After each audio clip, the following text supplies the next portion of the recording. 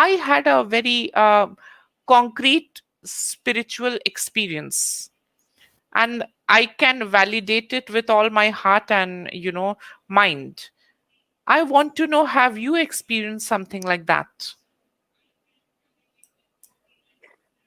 I don't talk about my spiritual experiences. That's something that we are taught by our gurus, and in Vedanta we keep it very private. So I'm going to follow the tradition. Um, No, Sometimes, I wouldn't want you to go into like in depth, yeah. but I just want to know whether at all have you experienced anything which is non-physical. Yeah, of course. I think we all experience something that is not physical. It's just that we are all connected to the supreme consciousness. So we are all constantly accessing this higher intelligence, this kasha, It's just that we don't know we're doing it. We are not taught. We are not taught in our families how to do it. We are not conscious that we're doing it. We don't know how to name it, how to call it, how to explain it. We don't have the tools because we are not educated on it.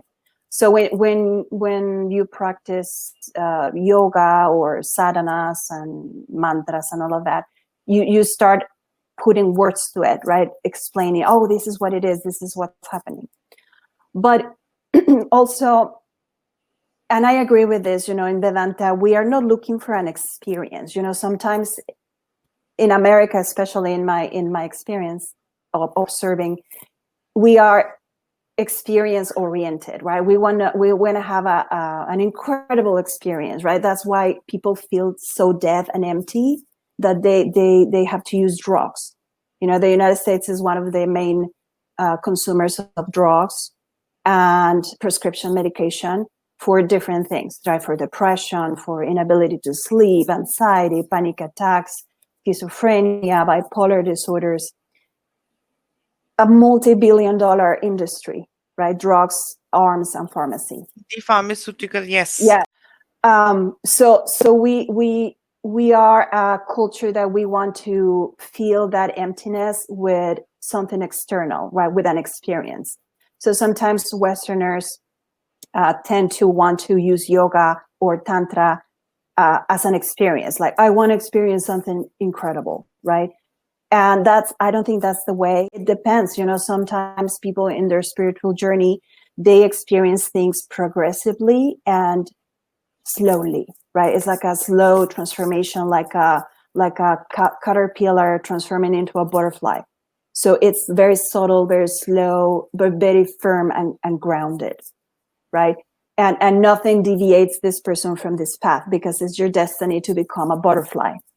But yeah, I think we should not look for a big explosive experience necessarily, right? Like a lot of people in the West, they want to teach Kundalini rising and tantric things, and there's a lot of misconceptions.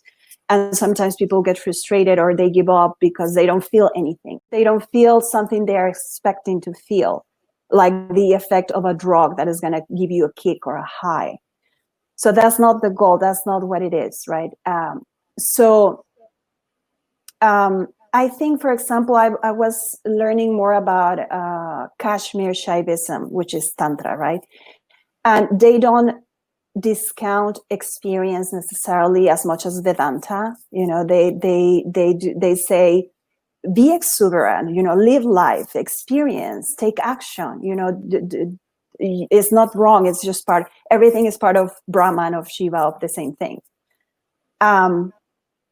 So all is good. I also adopt some principles of Tantra because the more I learn about it, and I'm not going to learn everything about it in this lifetime for sure. I have to come back and keep learning. But I think it's great to know that we as human beings can live a very joyful, exuberant life, even when we have painful experiences, trauma, maybe we are financially broke, or we are uneducated, or we feel neglected or abandoned. Anything that happens to your life, there is a way where you can manage your thoughts, manage your energies, where you can still rise above that. And that's what we are all looking, right? And that's what Sanatana Dharma provides, right? It's like, okay, look this way. It is right here. It is in nature. It is in the universe. You don't have to get any external sources. It is already within you. It's accessible to you. So higher intelligence is there. It's constantly there. Sometimes we call it intuition. You know, like I recently wrote something about it. About intuition is that feeling that you know something. It feels Deja something vu. feels. Yeah, it's something in the West we call it is a gut feeling, because you feel it in your gut, in your stomach. It's not in your brain. Yeah, the answer is in your stomach. And that's one way of explaining it. Some people may feel it in their heart. So they feel like a chest, like, no, something's wrong.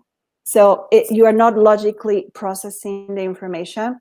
That is a way of accessing higher intelligence, you know, and we know so little about these as human beings. Maybe not people who practice this in India for many years. They know what they're doing, but we beginners, you know, we know so little about these human potential that we have to be joyful, happy, content. Not all the time, right? Of course, sometimes you're going to feel sad, lonely, but it's okay. You know, you don't take it too seriously. You say, well, I'm sad today, but it's okay. You know, there's a reason why I'm sad. And you snap out of it quickly because you cannot help feel this exuberance. You also mentioned Tesla, right? Nikola Tesla. Yeah.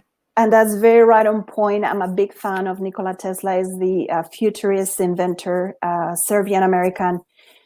Did you know that he attended Vedanta talks in New York? I did not know that. Yes, there are records Wow. records of the book where people sign when they become members, you know, for mailing lists, things like that. And he attended Vedanta talks because, and Albert Einstein, you know, Albert Einstein, the scientist and mathematician, he was always referring to the higher dimension. He called it different ways. You know, he referred to the mysterious. There is something else behind all these mechanisms of the universe. Albert Einstein said there's something transcendent, something supreme that we cannot grasp in the material world. So you have two of the most brilliant minds in the history of the world, Nikola Tesla, Albert Einstein, and there are several others who were attracted to the mysticism, you know, and Vedanta specifically of Nikola Tesla, because they are ready, you know, they are ready to explore that dimension, that there's more. The more they study the material world, the more they believe there's something else. Right? The causal body, the subtle body is not only this physical body, there's something else. And India knows this since 5,000 years ago. So that's what I find so amazing, that a culture, an entire culture, nail it on very specific universal principles that are infinite, that never change, and they are never going to change. So when you want to understand that and you want to find that, that's why we call you a truth seeker, a seeker of the universal truth that never changes. So you feel an anchor, right? Something you can grab yourself onto, a grounding that gives you this tranquility no matter what happens in your life.